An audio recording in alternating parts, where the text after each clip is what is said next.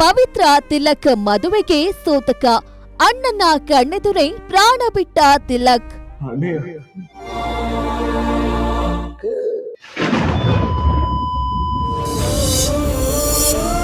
ಯಾವ ಹೂವು ಯಾರ ಮುಡಿಗೋ, ಇದು ವಿಧಿಯಾಟಕ್ಕೆ ಸಿಲುಕಿದ ಪವಿತ್ರ ಬಂಧನ.